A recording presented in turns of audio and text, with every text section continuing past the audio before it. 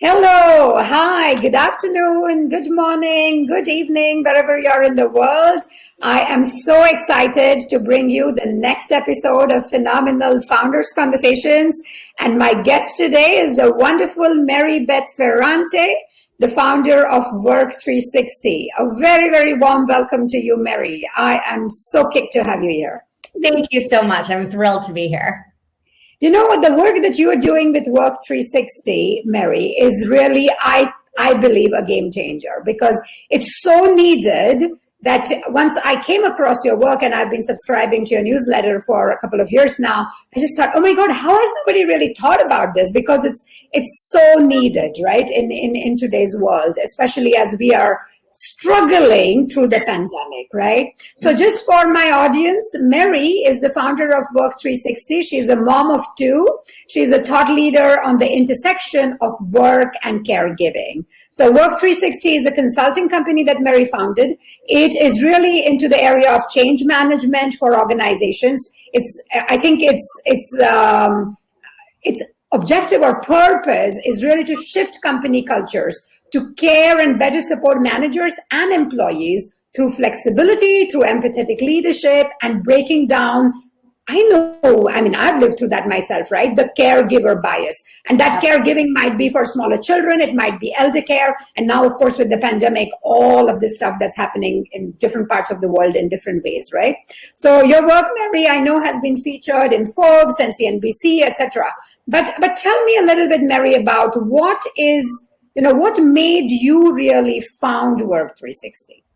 Yeah, so it's my own experience with care, right? So I was working at an organization for over a decade, a large, Fortune 500, Fortune 100 company, and I had my first child. And when I came back to work, I worked on a team that was all men, all ex-consultant, top 4 consultant men as well. So that is an interesting breed. And so even though the company policies were all on the best of lists, right? Best working mothers list, best employee engagement. So the policy was there, but my team culture was very different. And so when I walked right back into work, the expectation was that I start right away, 0 to 60. And there was no really recognition about the huge transformation I had gone through personally. And my executive at the time had his second child and hadn't even shared it with our team. And Wow. So that really set the tone, right? That we don't talk about our home lives, that we don't, kind of have any openness for understanding what we're going through kind of outside of our work lives. And it was very much a focused kind of environment. And so I started to look around, right? I was like, well, where are the resources? Where is the support? And I started asking other women within my organization. And unfortunately, a lot of women that I had worked with, the kind of outside of my core team just, said, well, I took a break, or there's not much you can do. You just kind of have to power through. And I was like, this cannot be the answer, right? And so I started to just really dive into the research, as well as started exploring, how do we support individuals? And so that's where we started. We started with really thinking about how do we support the woman, the mom, right, who's transitioning from planning for leave, planning for a family, who's probably very career driven. How do we kind of navigate this huge transition in their life and really that experience as they return to work? Because that's when the rubber hits the road, right? That's when it gets tough, is when you're back at work. What has evolved out of that, right, is that we recognize now, especially out of the pandemic, that this isn't just about care for small children. This is about care for everyone, and even care for ourselves. We need the space and the time to be able to take an hour in the evening and go for a walk without feeling guilt and shame that I'm not available at work 24 hours a day, 7 days a week. We need our leaders to also be able to recognize and support that, this is normal, and that we need to make sure that we have healthy employees.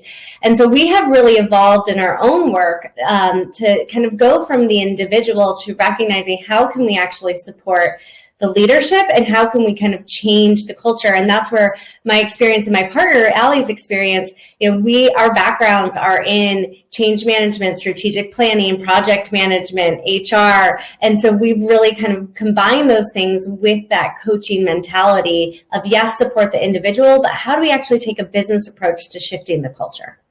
Right. Speak to me a little bit about, and I know a lot of businesses, they pivoted during the last 1 year after the pandemic.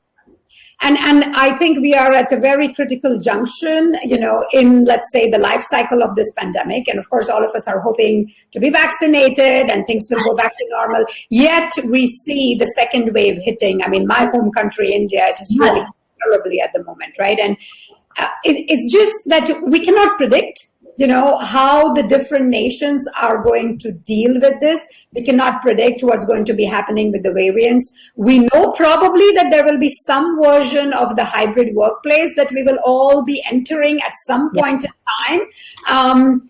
How have you pivoted as a business? What did you start with? Because I know that you founded this pre-pandemic. How has now the business moved? So how has your reality of what you are doing, really changed in the last 1.5 years? Absolutely. Well, I think you hit it right on the head with this kind of hybrid workplace. And so one of the biggest questions that we get from our clients and that we're helping them navigate is, what is this next phase of work? And so we really are talking to our clients about the fact that, we're kind of in the messy middle, right?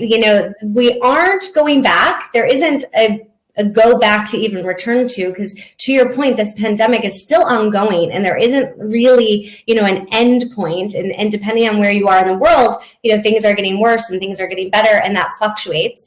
But we also aren't quite to the future of work and where exactly we know we're going to land. And so I think a lot of companies are in this kind of transitional mode of, okay, are we going hybrid? But more so, how are we really focused on supporting our employees, increasing employee engagement, and thinking about how are we transforming our culture in addition to how are we transforming just where we sit. So we're thinking about that from a hybrid workplace as well. And so that's what we've really kind of moved into in this kind of out of the pandemic and into 2021 is supporting, I think there's more of a recognition. That's been the silver lining of all of this. There's a recognition that, one, we all have lives outside of work because it's happening in the background. And there's a very good chance that my 3-year-old will come back from a walk and run right in here before she goes to preschool this morning. So, we all know that that's happening now in the background, and we're recognizing the need to care for ourselves and what the stress of this pandemic and also kind of social and racial tensions across the world, particularly in the US, right? That's all rising at the same time. And so I think that's really important. Recognition that's come out of this is that there is a desire, I think, from leadership to have the tools and the resources to support their employees. They're just unsure how to do it. And so that's what we're really working with leaders on, is how do we shift the policy, the programming, but how do we also give managers the tools, the resources, the language on how to actually support and check in with their employees as well.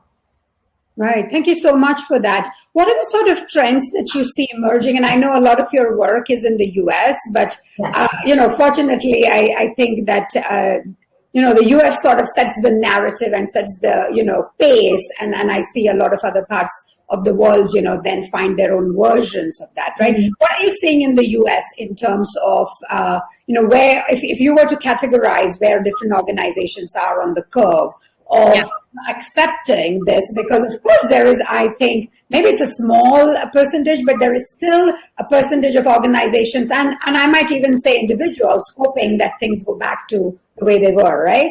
Absolutely. See organizations in different phases of acceptance or denial. and like you said, a lot of uncertainty, nobody knows what's going to happen. What are the patterns, what are the trends that you're seeing are emerging? Yeah, so it is really interesting. I think we are seeing, I would say the majority of organizations are considering or planning to adopt some sort of hybrid model. You definitely have your outliers, right? I know very famously Goldman Sachs, for example, has come out and said, we want to go back to the office. We expect people to go back to an office. Obviously very traditional banking, finance industry. But I think that even is a little bit like, well, yeah, that's the aspiration, but the reality right now for that organization is that they're not back in the office, right? They're still having to navigate through this kind of in-between phase. And so, what I think is really important is for organizations to think about, okay, not only what does hybrid means in terms of real estate and, how are we setting up the office, but what does that mean in terms of collaboration and engagement and how we're thinking about our values and supporting. And one of the biggest things that we're really trying to kind of encourage is moving away from this idea that flexibility has to be earned or that it's only available when, we're in a pandemic, but instead, this culture of just everyday flexibility, that we all have something, whether it's kids or elderly parents, or the fact that you have the plumber coming or you have to move or whatever it is, that we all have things going on. And so this everyday flexibility is just a recognition that, especially for knowledge-based workers where you can be on a computer and in a remote setting, like that there's an expectation that we try to meet people where they need to be without them having to prove themselves or earn that flexibility. So there, we kind of go into it with this idea of trust and understanding. It's fascinating, right, how much has moved in the last, 15 months or so. I remember working for a very large organization where it was really, it was a given. And we were in an international space, so always internationally traveling.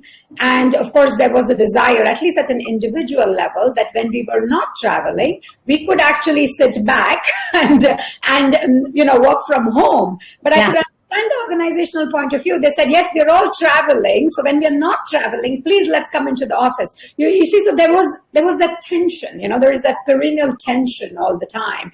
And I think that now the big BBC joke, around a newsreader having a child. This is commonplace now, right? So everybody's accepting that. But I still read, and I know that it is true also from when I speak to people at an individual level, there is still this sense of overwhelm.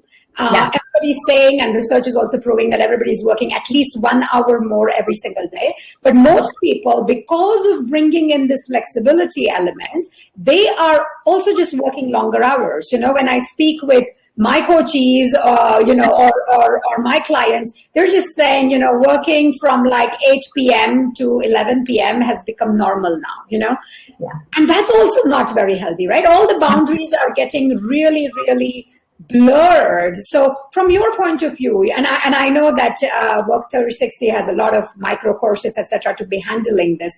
How do we have these conversations in the workplace? Because everybody has a different reality, and my flexibility definition may be different than my peers, may be different than my bosses, right? So how do we gain this golden middle?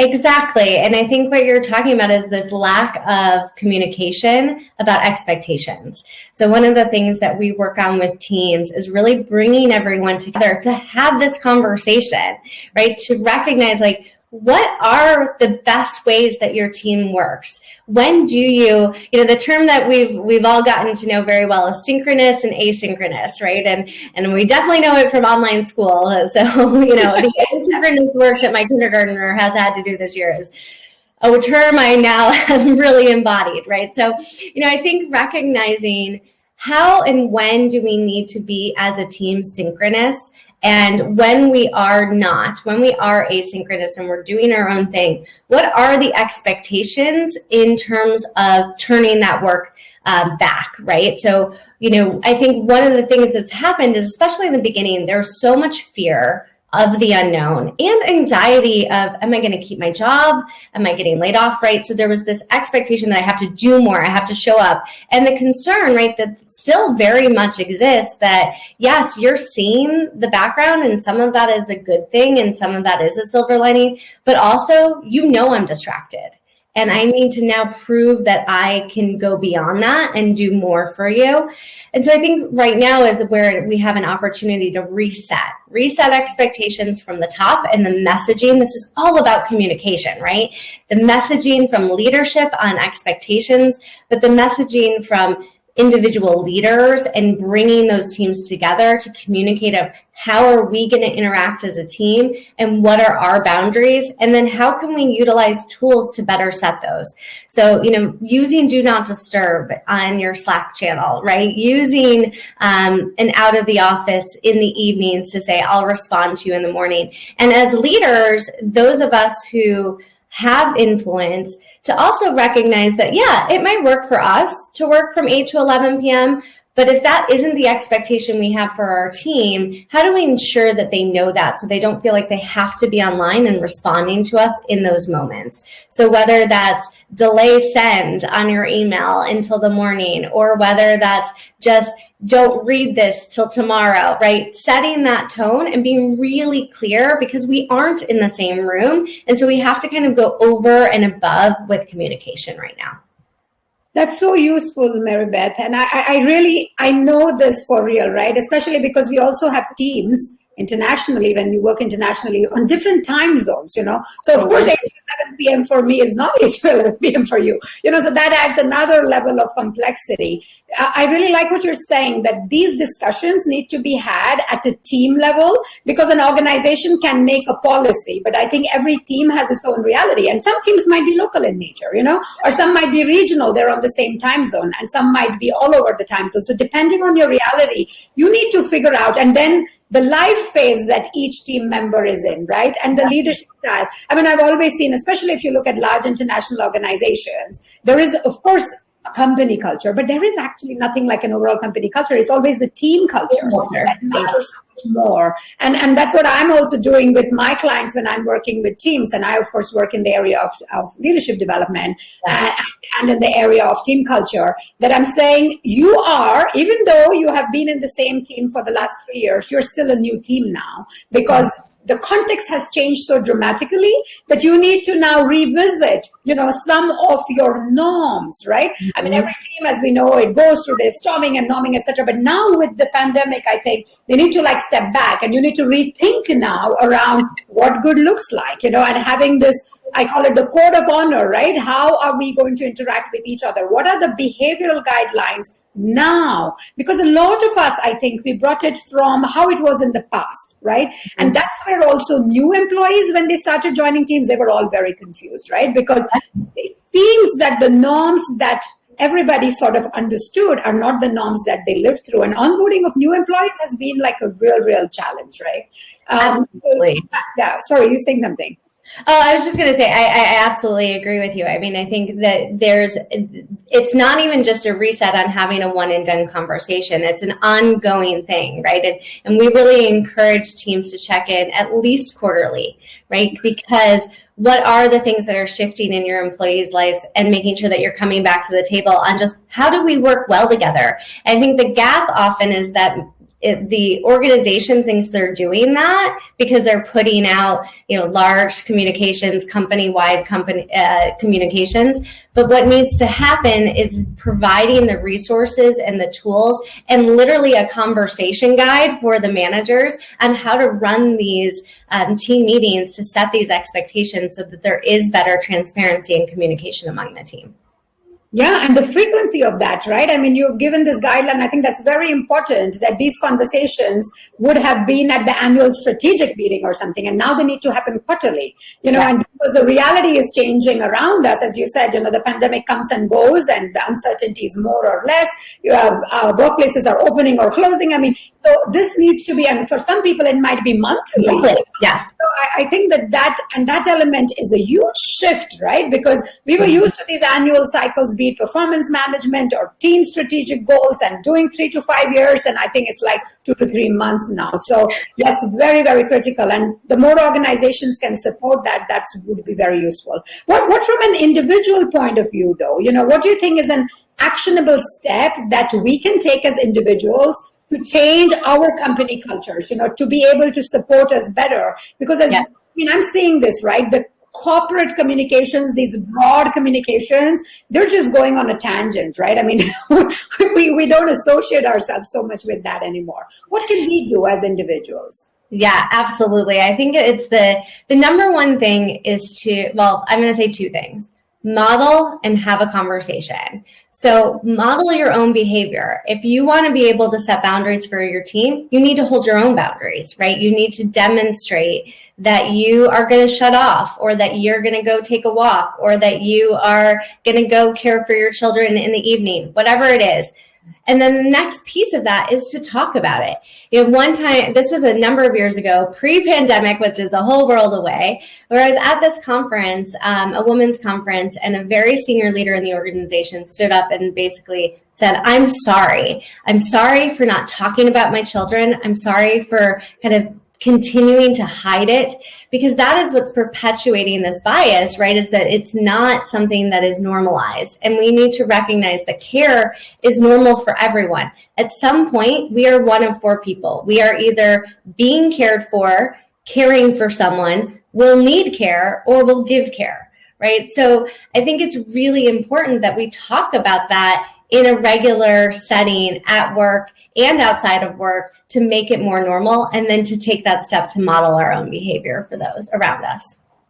I really like the four categories, right? I'd never thought about it that way, right? That we're either on the giving or the receiving end of care. And I like what you said, that we need to care for ourselves, right? It's not enough. I mean, I always say what you do, what your actions are and how you're being are both equally important. A lot of people say things, but unless what you say, what you do, what you feel is all aligned, it's not going to, because people take cues, right? And especially in this world where we are becoming more asynchronous than synchronous, I think the unsaid starts defining our reality much more than what is said, right? So that's quite fascinating, because there are all of these campaigns, but they don't mean anything because there is a distance, right? Everything feels as if, and of course, large-scale campaigns need to be generalized, but what we're talking about here is that everything has to be personalized, right? And that's probably one, I would say, silver lining of the pandemic, that it is normalizing that we are all human beings, we all have different needs, and we have different needs in different phases of our life, depending on our personalities. Are we introverted? Are we extroverted? I mean, there's just so many layers that need to be managed. And I see that a lot of people managers, they're really struggling with this, right? Because they were used to focusing on performance, and now not only, I mean, performance and engagement have been important themes, but I think engagement is impacting performance so much that almost, if you're a people manager, you need to be far more focused on engagement, because only engagement will give you the performance. It's that link was always there. It's just strengthened so much more now. And to that point, I was just going to say that I think the shift is that we need our managers to be coaches. Yeah. And that is not a skill set that everyone has, right? And so I think it's a large gap of where we can really double down on supporting those frontline leaders, supporting those team managers, to give them the skills to be coaches and to engage in those conversations in a much more meaningful way. Yeah. Thanks so much for that, Mary Beth. I'm going to shift gears a little bit. We've spoken about large organizations and settings and international organizations, but I know, like me today, you are a founder, of a small entrepreneurial organization. Speak to me a little bit about your journey as a female entrepreneur. I know the entrepreneurial journeys are challenging by definition, but what was special about your journey? And, when you started to where you are now, what has surprised you? Speak to me a little bit about that. Oh my gosh, so much, right? I think number one, I would never have expected to be where we are and doing the work that we're doing in the way that we're doing it. I think we have never really left our core mission of supporting women and especially mothers, we have just evolved to really understand care in a broader way and to also recognize that true meaningful change cannot just be with the individual. Yes, that's an important aspect. It's critical, but we also need to be supporting the leaders that are driving those teams and supporting the organizations to really make that transition and understand and center care for their employees. So I think that's a huge thing in my own journey that has shifted dramatically in the way that we engage with our business versus what I was dreaming up 5 years ago in my head. So I think one of the biggest things that I've learned is to just go with the market a little bit, understand where things are going, and try not to necessarily just like push your agenda, but to recognize like what is the need and what are the questions and the problems that you're trying to solve, and being willing and open to pivot to that. So I think that's been a big thing for us, is being willing and open to pivoting and changing and shifting without leaving that kind of core mission and values that we have. So that's been really critical. It's definitely not an upward trajectory, right? It's a lot more like this, and it's kind of swirls and goes back, and and so I think one of the biggest things for entrepreneurs, and especially those starting out, is just the commitment. That it is going to take time to figure it all out, and for you to kind of navigate what it is that you want to be doing. And you might have a great brand message and great marketing, but like you also need to really think about what's your business model, and how are you, scaling your business, or what's kind of the way that you're structured. And that's probably going to change from what you thought initially. And I think as a female founder, it's just, there is resistance, right? If you're trying to really go the VC route, there's obviously a lot of resistance there. But I think there's even just sometimes a recognition of, oh, this is a side hustle, or this is just something you're doing for fun. Where no, even when I left my corporate career, my manager, I had said to him, oh, I'm stepping away. I'm going to actually start this business, and I want to have more flexibility. And all he heard is, oh, I want more flexibility to be a mom. And that's what he started to share with other people. And so, that you're going to be met with that resistance, and you just have to kind of push through and know at your core why you're doing it. I'm so glad you say that, because that has exactly been my experience too. I did 17 years of corporate before starting my own thing. And of course I do Thrive, which is my nonprofit. And I think, why everybody else? I think even my own husband thought that, okay, now she's taking a step back, and little did he realize that I'm actually working, twice as hard. So I think that fallacy, somehow needs to be broken. And it's like this whole idea of reinventing. So at Thrive, we are going to start a new initiative, like a 6-month initiative for female founders, focusing on female founders. We're starting that in Switzerland. It's called Empower Her. So empower and empower her. And that journey is going to be focusing not just on what a typical accelerator does, right? So your MVP and your funding, etc. We're going to focus a lot on the inner journey of the female founder, because we realize that naturally, given the system that we live in and the biases that we live through, it's very easy for us to second guess ourselves. Is this what I really want to do?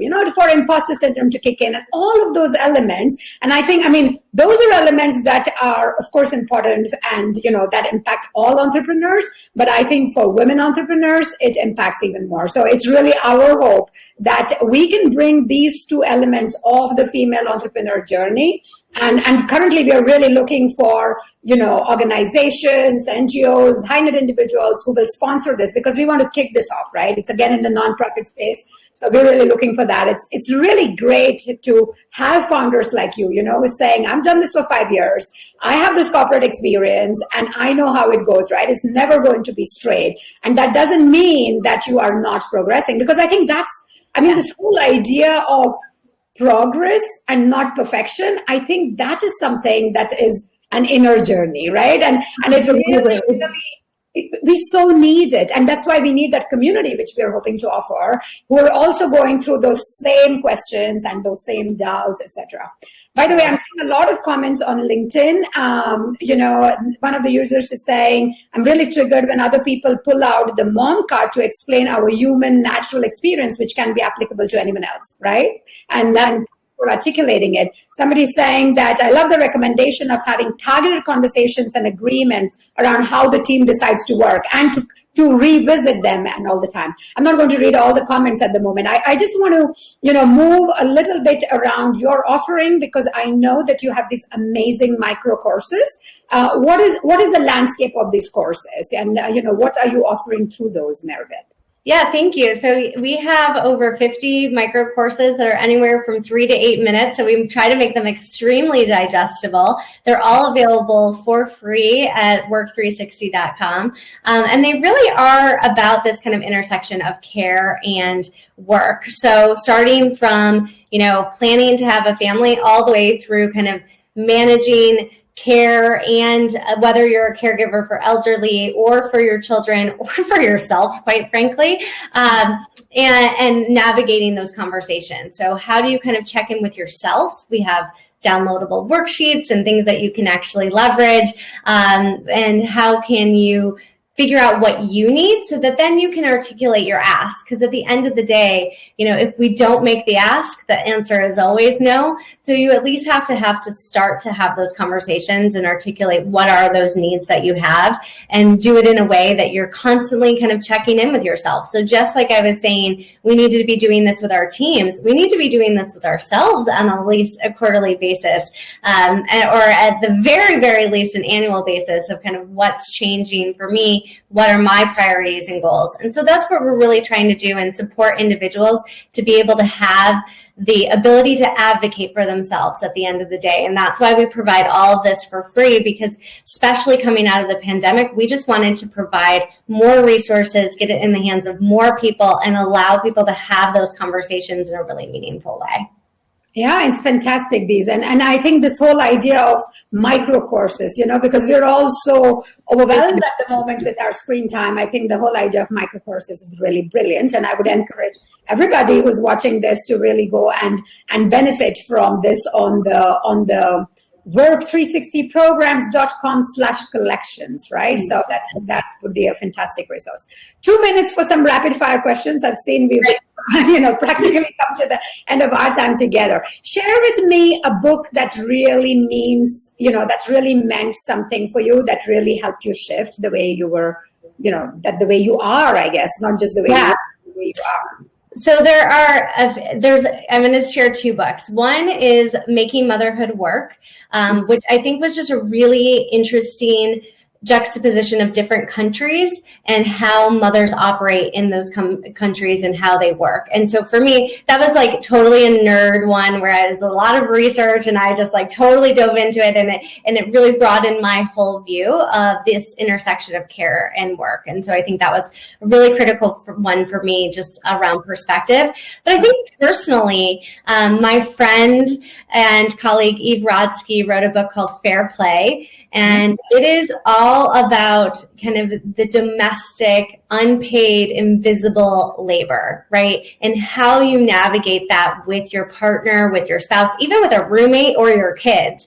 You can really adapt it to any situation, but it is about, kind of being able to take full ownership and knowing that in today's world, the majority of professionals are dual career couples, right? And so we need to be thinking about how do we change in our homes this kind of invisible, unpaid labor in a way that's going to support our priorities, both personally and professionally. And so that's one that, not only am I using every day in my own home, but it's something that I recommend to clients, people that I am working with individually, and even broader to organizations as a concept to really bring in to especially women, but really to everyone and men as well. That's excellent. And what's your favorite Netflix program at the moment?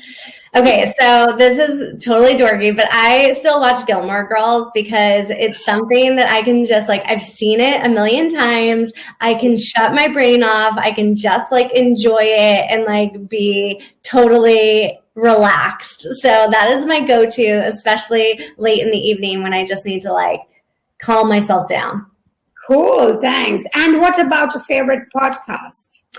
So this one, well, I do like a lot of like the detective murder kind of crazy ones. Dr. Beth, yeah, really, really interesting. But the ones that I listen to most often are actually news related because that's how I get my news.